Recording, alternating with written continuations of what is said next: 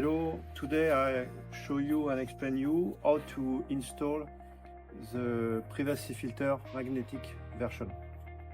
This is the contents of the package. You have some adhesive magnetic strip, some anti-dust towel, the user guide and the privacy itself. So the idea is to stick this magnetic strip on your screen, apply the filter like this. I fix one on the right, on the black part of the screen here, not on the active part, of course.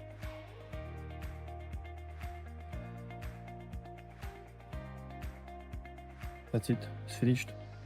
1 minute. It's very convenient because you have a shiny face and a matte face, which is anti-glare. If you have the sun on the back, you put the anti-glare face in front of you like this. So if you watch your screen in front like this, you can see, but if you turn up to 30 degrees, it becomes black and you cannot see.